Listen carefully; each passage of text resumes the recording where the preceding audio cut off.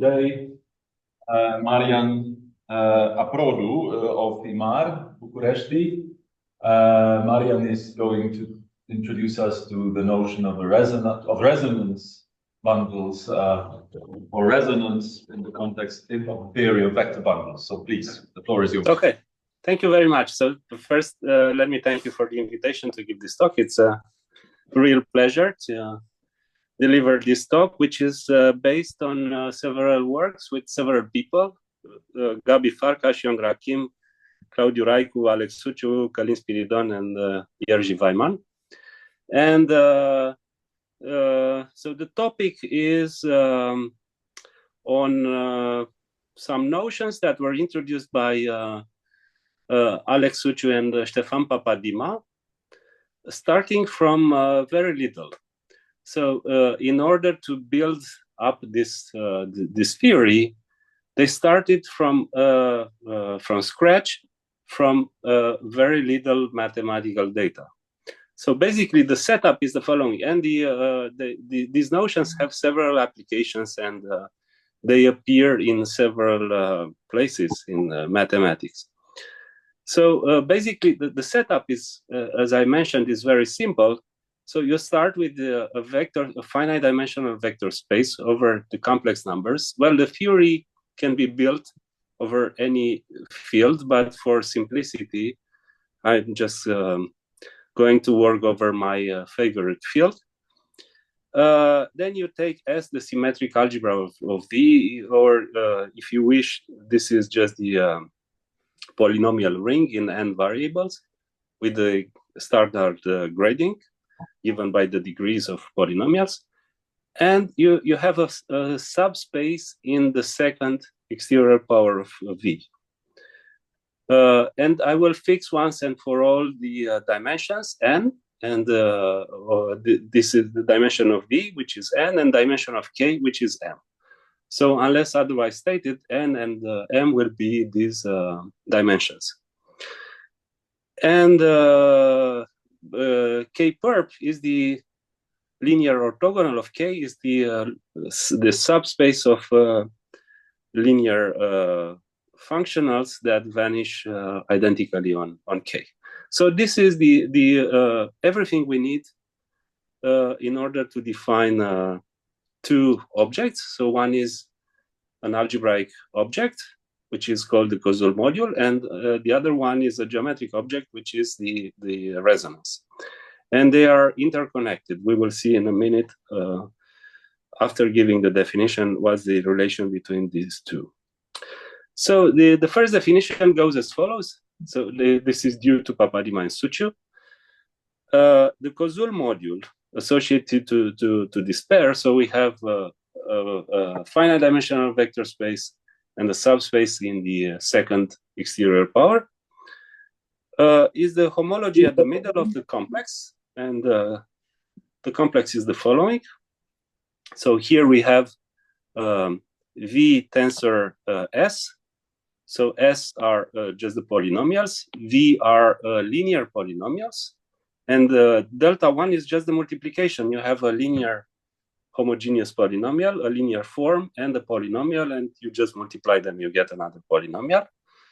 And the other one, the other map goes from K tensor S to V tensor S, is just the restriction of this map, which is the second causal differential. That goes in the following way. If you take two wedges, then they go to V tensor V minus V tensor W minus W tensor V. Now, if you have V wedge W tensor a polynomial, you just multiply that polynomial one by one, either with V or with W. And so you get, so the standard, I mean, if you just look at this expression, you take V wedge W, this is V tensor W minus W tensor V. Now, if you take the other map, you just multiply V with W and W with V, the difference will be 0. So the composition of these maps is 0, so we have a complex. So if you restrict here, we also have a complex. So you take the homology of this complex, which is the kernel, over the image, and you get an algebraic object. So it's not hard to see that this is a finally generated graded module over the polynomial ring. And we make the convention that the grading is defined such that this is generated in degree 0. This is, so this convention, we had, when we started to work on this, in this area, we had a long argument whether or not we should take W to be generated in degree 0 or to be generated in degree 2, because in algebraic geometry, we like things that are generated in degree 2. But it turns out that in topology, they like more things generated in degree 0 and finally topology 1. So we just kept this this convention. And this, I'm sorry, may I ask a question? This delta 2, it's not clearly defined because you define on the on this wedge product, yeah, of vectors in V. Yeah. But this, I mean, but, that but the value should be in V tensor S. Yeah. So this is the meaning actually. So on if I tensor by 1, then this is this map, and if I put a P here, then I have to multiply with P. Ah, yeah. So the right hand parts belong to S, yeah. Yes, exactly. Yeah. It belongs to S. Okay. That was the meaning of the formula. Okay, so another observation is that this object has an explicit presentation that goes as follows. So here we have, so we can take the quotient of wedge 2V via K. Then we have an induced map. Here we have a third causal differential. It's very similar to delta 2, but it's a bit more complicated. And then this W is the co-kernel of this map. And these are free modules. So in algebra, we like to, whenever we are given a module, we also, which is finally generated over some ring, which is a ring that we know and love, but we would also like to have such a presentation to give this module as the co-kernel of some free modules. And this is a natural presentation in this case. So this delta bar 3 that I wrote here can be described. So it's a matrix, can be seen as a matrix where the entries are either zeros or linear forms. And we also have an exact sequence like this. So you take the kernel of the multiplication map, and you have a natural map from K tensor S to this kernel. And again, W is the co-kernel of this map. But the difference between what I wrote here and what's written here is that this guy is no longer free. So this is not a free module. So this is not a presentation in the usual sense. Okay, another observation is that this object is trivial if and only if K is the whole wedge 2 of V. So K in general is just a subspace, but this object is trivial only in the trivial case when K is wedge 2 of V. So but what is the motivation to introduce this object? Yeah, I will come to that in a moment when I go to examples. So the motivation comes from topology, but it turned out that it has implications in algebraic geometry. So it's one instance where topology also influences. So we had, I'm an algebraic geometer, but I have to admit that throughout the history of mathematics, topology was the field that influenced more geometry than the other way around. We also have examples in the opposite direction when geometry somehow led to some ideas in topology, but they are fewer than from topology to geometry. Okay, so this is a covariant functor, meaning that we have a category of pairs, a natural category of pairs, and then we have this functor that goes from the category of pairs to the category of graded modules or vector spaces, if you want. That's why we speak about the homology instead of cohomology. So cohomology in general is contravariant, whereas homology is covariant. Okay, so that's the first definition. So it's just a definition. For the moment, we don't have any motivation for that. But it starts from very simple setup. And we have another definition, which is geometric in nature, which is the resonance variety, which is the affine support of this module.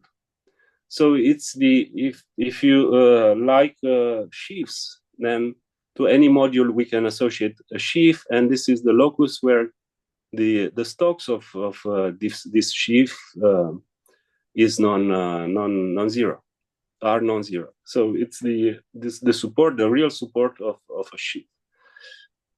And some observations. This is the affine cone over a projective variety in the projectivized in the projectivization of this space, and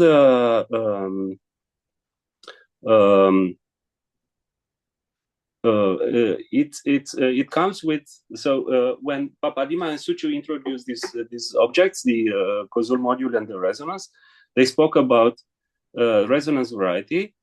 So in algebraic geometry, whenever we have a locus, we can endow it either with the reduced structure, which is a variety structure, which was the original goal of Papadima and Suciu.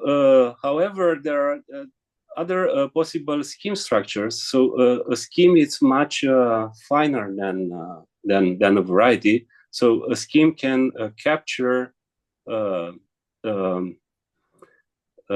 geometry of that locus at a much deeper level than the reduced structure. And so this is the support of a module. So it can be given by the annihilator.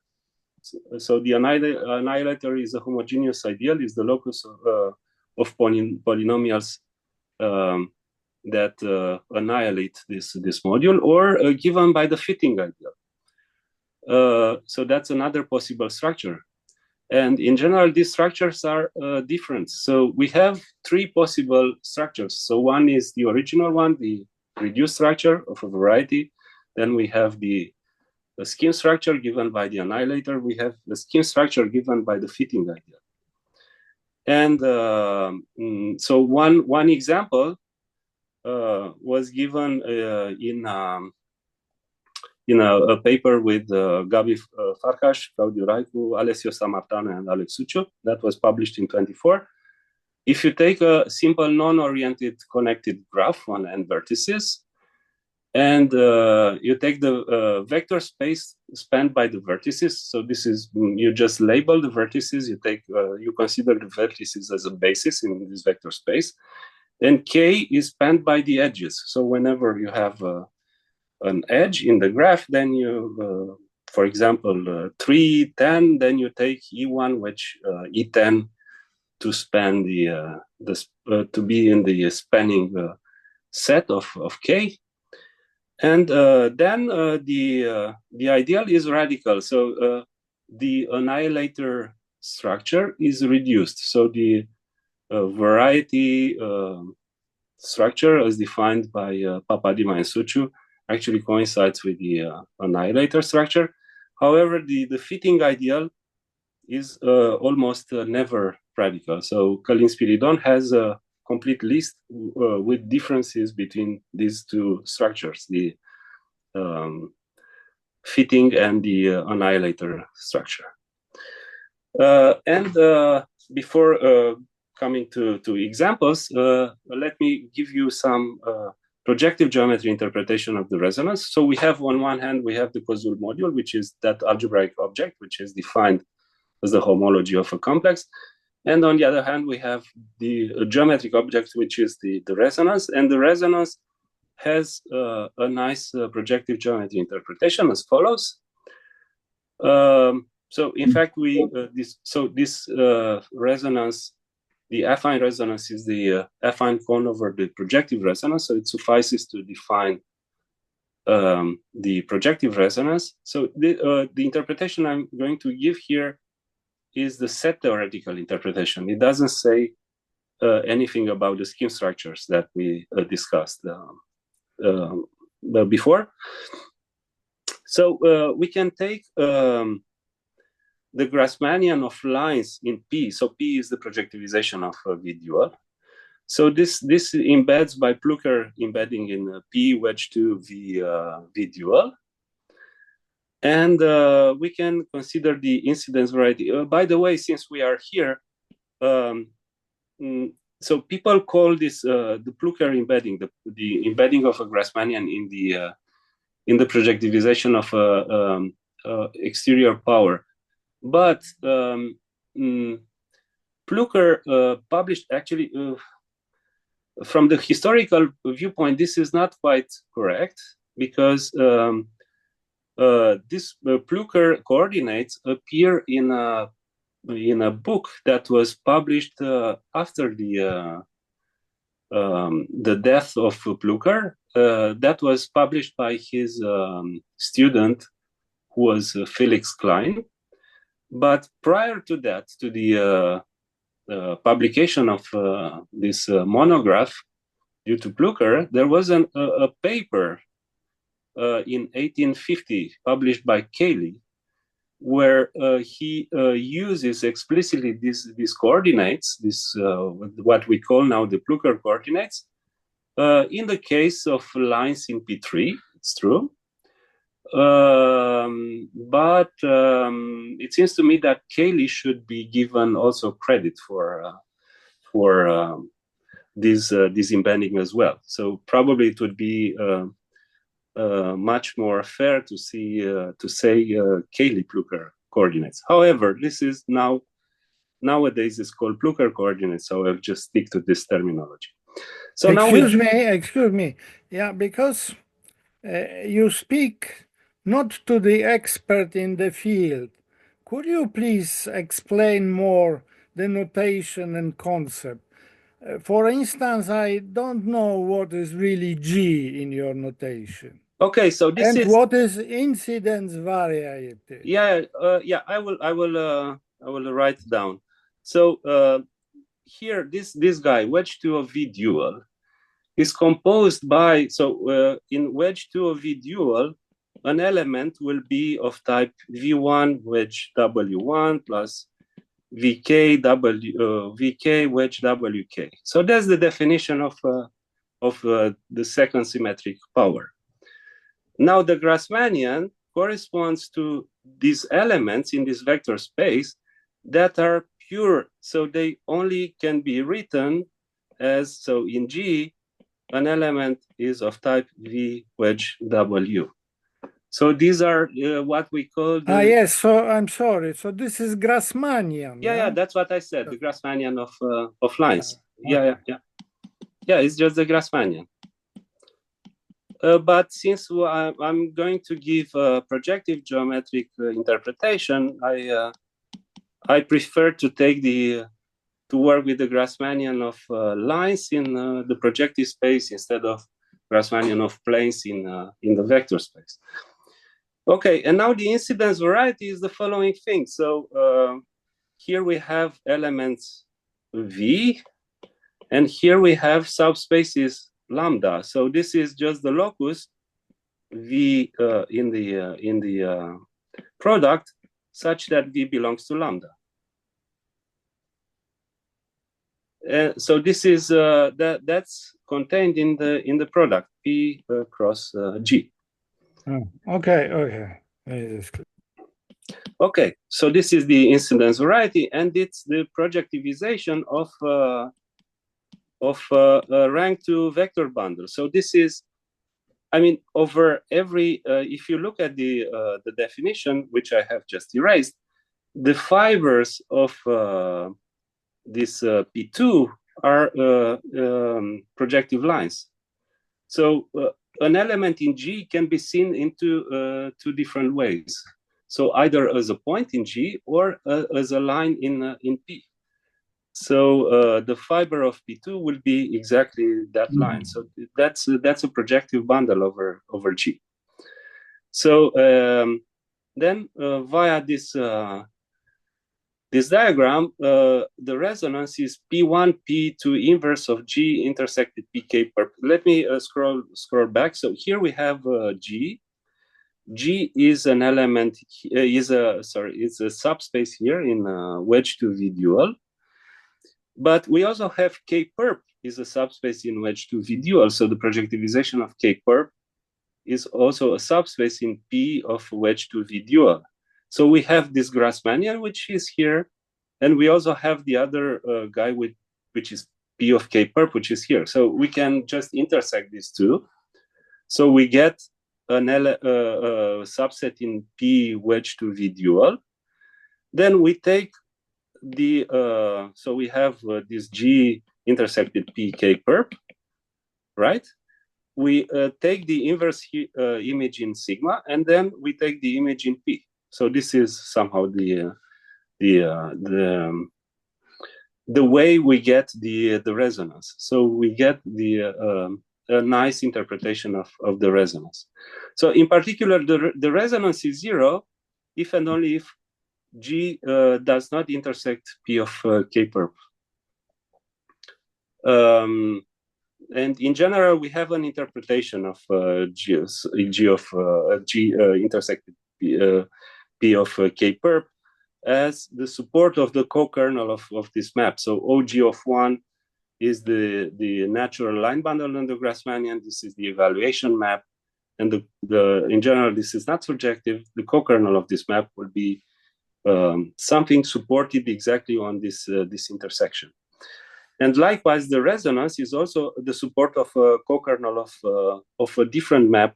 But you see, we have a kind of mirroring effect. So let me scroll back again. So we have one object in P of wedge 2V dual, which is this intersection, G intersected with P of K perp. And we have another object in P, which is the resonance, RVK. And they are kind of mirror to each other, this intersection of G with P of K perp and the resonance. And they both can be seen as support of some co-kernels of some maps. And now let's go to examples. So that was the somehow the motivating, the starting example, which comes from combinatorial group theory. So if you have a finally generated group, so you can see this group as the fundamental group of a compact manifold, for example, or of a compact Keller manifold, or as a fundamental group of something. And you take the cohomology of this group with values in C. So if this is the fundamental group of something, this is just the Durham cohomology. And you take the dual, then you have a cup product map. It's like the cup product of on forms. So here you would have closed forms over exact forms, and you just take the cup product, you get a closed form. And then K perp, we can define K perp as the kernel of the cup product map. So giving K or giving K perp is the same because K is K perp perp. So it's either we define K or K perp is the same thing.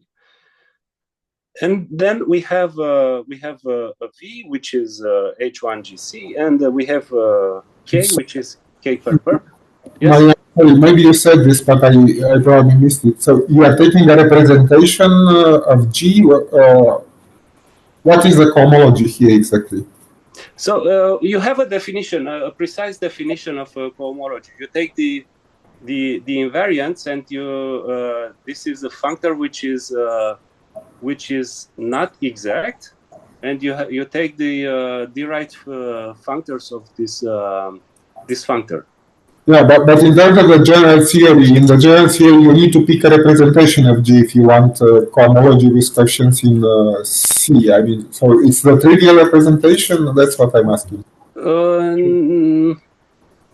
Yeah, I think this is trivial because we have no yes, because he said it was the run. So yes, okay. Exactly. Yeah. Okay, thank you. Yes. Okay. So then these objects, the Koszul module and the resonance, are called the Koszul module of the group and the resonance of the group. And historically, the first example of resonance that appeared is due to Michael Fogg. So he defined the resonance for a group, for a particular group. So this group was the fundamental group of a complement of a hyperplane arrangement. And this resonance was an invariant of the hyperplane arrangement. So it's a big topic in topology, which deals with hyperplane arrangements. And this is how they, using this resonance, they were able to distinguish between several arrangements and their properties. However, coming back to the original definition, so if G satisfies another technical condition, which is one formality, that's a complicated definition, but it's technical, and it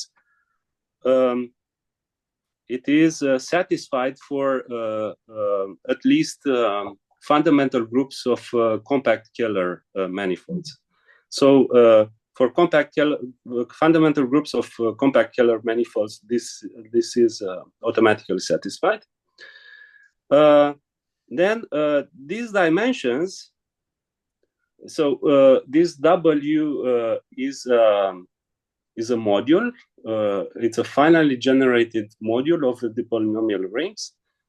If you take the homogeneous elements of degree Q, this is this WQ, then this is a finite dimensional vector space, so it has a dimension. But it turns out that these dimensions coincide with some invariants of the group, which are called the Chen ranks of the group. So these Chen ranks were introduced by Chen in a paper in Annals of Mathematics 1952, and they are defined from the lower central series of the maximal metabillion group associated to this group. So no matter the definition, these are the invariants of the group which are important. So these invariants were defined in the 1950s, and it turns out that these invariants, which are invariants in the group theory, can be calculated using algebro-geometric objects, which are Koszul modules. And that was the motivation of Papadima and Suciu. That's why they made this definition, to be able to compute. Yes. I have a question. Yeah, I mean, here formality is related to formality of the group algebra of G, or it's formality. So roughly speaking, it says that I'm not sure it is the same thing, but roughly speaking, it says that if you take the cohomology ring of the group, then this ring structure can be deduced from the cup product on from wedge to H1 to H2. So that's ring with what coefficients? Sorry, say that again, please. With what coefficients? The cohomology with what? Complex coefficients. Yeah. Ah, okay. Okay. Thanks. Yeah. Thanks. Yeah. Okay. Okay. So that was these Koszul modules are somehow a way of computing things in group theory, but they also appear in algebraic geometry, and they appear quite a lot. So remember that whenever you have a subspace in a wedge 2, you automatically have these objects, which are the Koszul module and the resonance. And we have plenty of situations coming either from topology, algebra, algebraic geometry, complex geometry, whatsoever, where we have subspaces in some wedge 2. That's the beauty of the theory developed by Papadima and Suciu, that it's very general and very simple. It starts from a very simple setup. So in algebraic geometry, for example, we have the so-called Gauss wall map. So if you have a smooth projective curve and you have a line bundle over the curve, then you have a natural map from wedge 2 H0L to wedge 2. This is the canonical bundle tensor L2. And this map goes as follows. So if you take F wedge G, this maps to, you can differentiate by one, either the G, either G or F, and you take the difference. And here I cheated a little bit. So when I wrote like this is not well defined. This is just the local interpretations. So this is only locally well defined, but one can prove that this local definition globalizes. So in fact, it gives a well-defined map. And you can take V to be the dual of H0L, and K perp to be the kernel of the Gauss wall map. And then you get, again, a Koszul module and the resonance. But it turns out that in this case, the resonance is 0. So one can prove quite easily that the resonance is 0. And one example, so one example when we take C to be the projective line, and you take L some power of O of 1, then you get this interpretation that can be given explicitly in the affine coordinates. And the Koszul module in this case is called the Weyman module. That's why Papadima and Suciu used the notation with WVK for the Koszul module from Weyman, because they so these modules were introduced independently in the 80s by Weyman in a completely different context. But the merit of Papadima and Suciu, one of the merits was that they observed that this is just a particular case. So that definition due to Weyman was just a particular case in a much larger theory. Okay. And now we have vector bundles. So we have Koszul modules coming from vector bundles. So if we have a smooth projective variety of dimension at least 1, and we have a rank 2 vector bundle on X, then we have a natural map, which is called the determinant map, going from wedge 2 H0E. So this is rank 2, and the determinant is rank 1.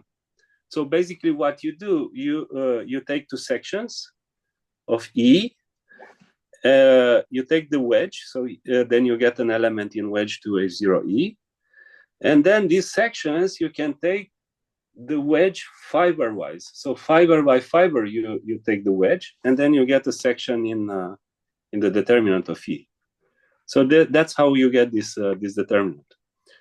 Again, you can take V to be the dual of H0E. You can take K perp to be the kernel of this determinant map, and then you get the Koszul module, the associated Koszul module, and the associated resonance, which are called the module of the bundle and the resonance of the bundle, respectively. And then there are some nice facts about it. So the resonance in this case has some particular properties. So for example, this object G intersected P of K perp, which is in P wedge to V dual, can be identified with the locus of pairs formed by rank 1 saturated. So saturated means locally free and the quotient is torsion free. Subshifts of E together with two-dimensional space of global sections. And we have a commutative diagram. So this is GPK perp goes to ZE. So this is just the map for getting the subspace. So you just take the saturated rank 1 subshifts with at least 2 independent sections. And this map is Brill-Netter-like. So it looks very much like Brill-Netter. So if you know Brill-Netter theory, you know that you have these varieties GRD and WRD. So this plays the role of GRD and this plays the role of WRD. So this map psi is very similar to what happens in the Brill-Netter theory. And so we have a commutative diagram. It's not a Cartesian diagram, it's just a commutative diagram. But the fibers of these maps, of this map, are projective spaces. So the resonance in this case is is like a projective bundle. So in general, the resonance is covered by lines, but here in this case is a union of it's a disjoint union of subspaces. And in a work in progress with Călin Spiridon, we explain this diagram in terms of schemes. So here we have the scheme theoretic intersection. Here we have a scheme which is a subscheme of a code scheme and so on. So we give interpretation not only in terms of sets, but also in terms of schemes of this diagram. And some remarks. So the resonance is 0 if and only if E has no subpencils. So we have an interpretation of what does it mean for the bundle to have trivial resonance, or what does it mean for this locus to be finite. So this is finite if and only the resonance, projectivized resonance, is a finite union of some isotropic. So again, isotropic is it's a technical definition. Mutually disjoint subspaces. And for example, if we take P1 and E the direct sum O of 1 plus O of 1, then the resonance will be the quadric in P3. And another example. So if you take S to be a K3 surface, whose Picard group is cyclic, generated by some line bundle with sectional genus 2K, then you can take the Lazar-Selmukai bundle, which is the unique stable ranked bundle on the surface with determinant exactly L and second Chern class K plus 1. Then the resonance is 0. And that was used, so this fact that this E has no resonance was used intensively by Claire Voisin in her works on Green's conjecture. Although at that time there was no notion of resonance, but she used the fact that the projectivization of the kernel of the determinant map does not intersect the Grassmannian. So she uses this fact in her proof explicitly, and in modern language, this means that the resonance is 0. However, if you take a smooth section in this linear system and you restrict the Lazar-Selmukai bundle, then the resonance is non-zero anymore. So the resonance does not behave well under restriction. So you can have some dramatic changes when you restrict. And we also proved in a paper that has just been published that when taken with the annihilator structure, the resonance of this restricted bundle is reduced. And so during my talk, we have seen several instances where I've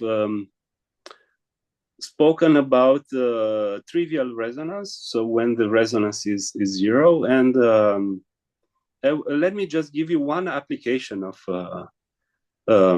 this. So when this condition that the resonance is 0 can be applied. So I just consider the following problem. I take the Grassmannian of 2 planes in a 5-dimensional vector space, or lines in P4. So this embeds by a Plucker in P9. And I take a linear section with a P6 embedded in P9. So I take a general linear section. So then we get a threefold, which is, it's called the Del Pezzo threefold of degree 5. All these Del Pezzo threefolds of degree 5 are projectively equivalent, so they can be obtained from one another via a projective transformation. And we have this following question in curve theory, which demands to find all the smooth curves in P6 of genus 14 and degree 18 with some more technical condition that lie on this V5. So which curves, basically, so if we just ignore this condition, which is a technical condition, which curves of genus 14 and degree 18 can be put on V5? So probably you could ask, I mean, come on, these numbers seem to be random, no? I mean, I can take, instead of 14 and 18, I can take any numbers. Why exactly these numbers? But there is a reason for these numbers, and this is related to the so-called Ulrich bundles on V5. So there is this notion of Ulrich bundle, which I'm afraid I don't have time to explain. So Ulrich bundles are some special semi-stable bundles on projective varieties that come with many vanishing properties. And there is a famous conjecture made by Eisenbach and Schreier in a paper in Journal of the American Mathematical Society 2003, stating that any smooth projective variety should carry such a bundle. And if the conjecture was true, so this is still open, if the conjecture was true, that would have some dramatic consequences on the description of some invariants, which are called the cohomology tables of the varieties. So basically, it would say that any variety has the same cohomology table as the projective space. So anyway, it's a completely modern and open topic. This study of Ulrich bundles. It comes from commutative algebra, and they are related by these curves. So it was proved by in a paper by Casanelas and Hartson that any rank 3 Ulrich bundle on V5 must lie in an extension like that, where C is exactly a curve of genus 14, degree 18 with these two properties. So if we understand these curves, this means that we can understand rank 3 Ulrich bundles on V5. And I proved recently with Yongrak Kim that such a curve C lies on V5 if and only if it carries a rank 2 vector bundle with determinant OC of 1, exactly 5 sections, and vanishing resonance. So in general, having a bundle with a determinant of 1 and 5 sections means that C can be embedded in a linear section of G25, and the resonance is 0 ensures that this is embedded in a smooth linear section of G25, which is a Del Pezzo threefold of degree 5. And so in general, the vanishing of the resonance implies that M, the dimension of K, must be at least 2n-3. In this case, M equals M 2n-3 is the most interesting. in the following sense. So if we go to analyze this condition of vanishing the resonance, we see from the very definition that the resonance is zero if and only if this causal module is of finite length, which means that in high degree, all the graded pieces must be zero. So we don't have any non-zero homogeneous elements of high degree. And Papadima and Suciu asked the question whether or not we can find an effective bound for, I mean, can we say exactly what does it mean for this Q to be bigger than or equal to zero? And the answer is yes. So I proved with Gabi, Farkas, Stefan, Papadima, Claudiu Raicu, and Jerzy Weyman back in 2019 that the effective bound is exactly n-3. So the resonance is zero if and only if the causal module starts to vanish in degree n-3. And in degree n-3, we can prove much more. But I'm afraid I don't have much time, so probably 5 minutes or so. I think I will skip this part. And let me just explain some relations with Green's conjecture. So for the vanishing, so under the condition that the resonance is zero, and with this condition, which I mentioned as being the most interesting, when m is exactly 2n-3, we can actually compute the Hilbert function of WQVD. So for example, so here on this column, we have several values of n. So when V is 4-dimensional, 5-dimensional, 6-dimensional, 7-dimensional, and so on. And then here we have the dimensions of WQ. So for example, here if V is 4-dimensional, then we only have W1, which is 0-dimensional, and all the others are 0.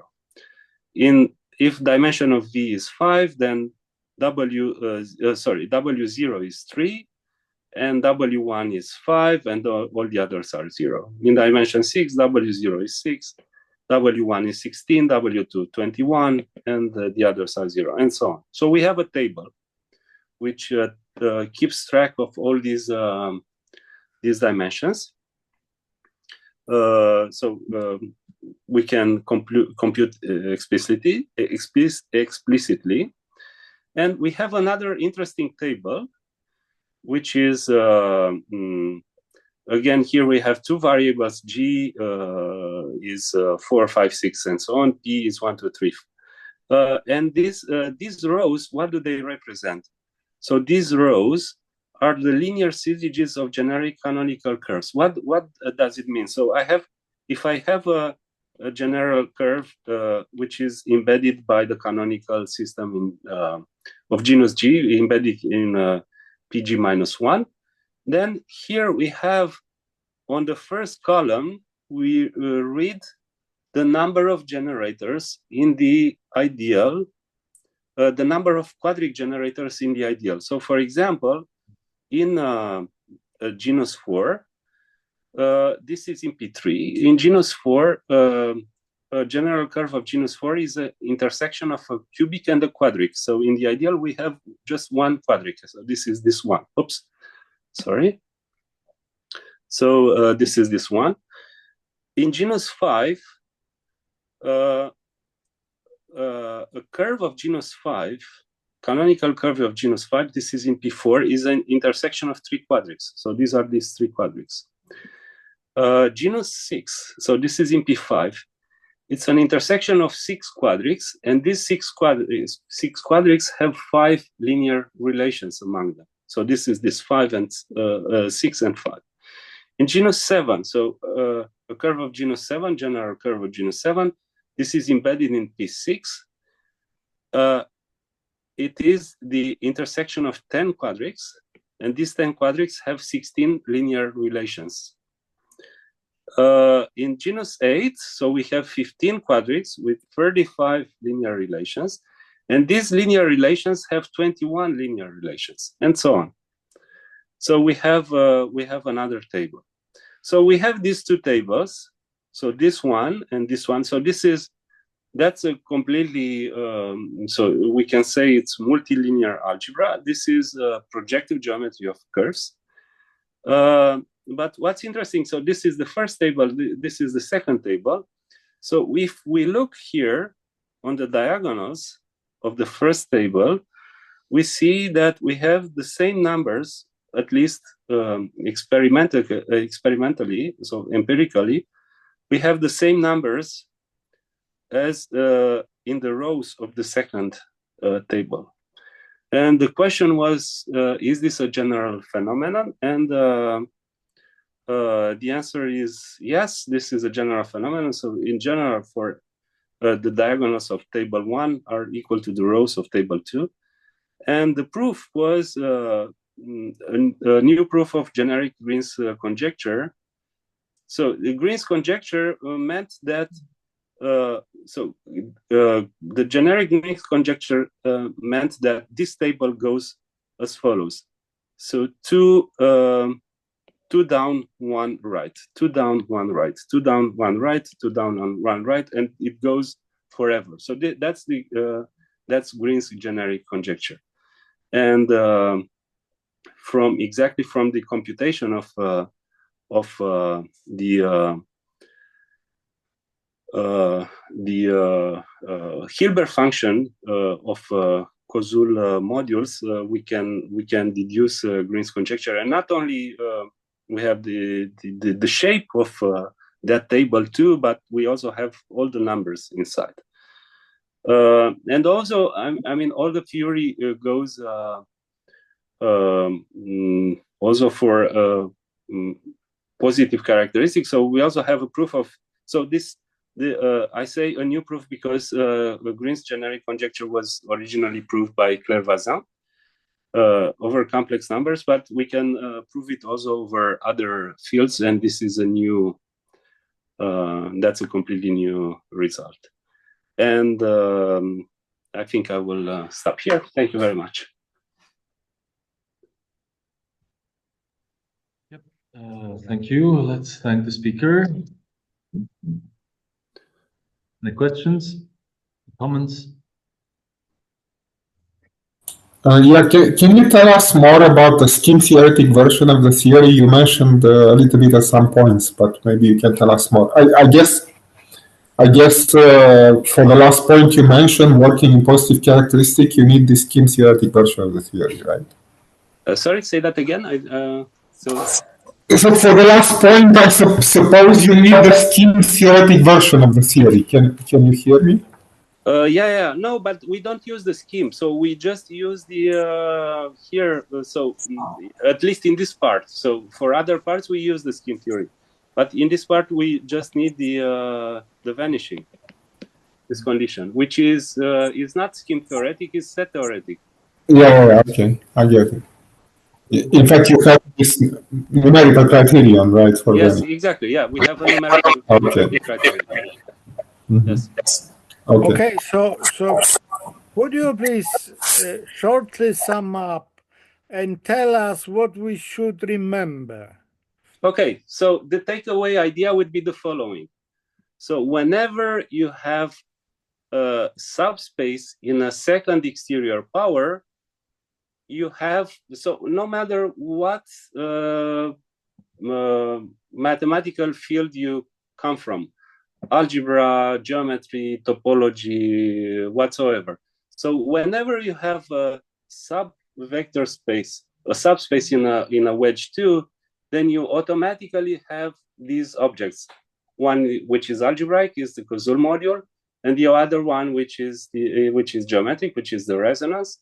So if you can manage to prove that the resonance is 0, then you have you can compute the Hilbert function of the Koszul module. If you can relate this Koszul module in a way to some other objects in the same way it was related to the chain numbers, then you can effectively compute these invariants.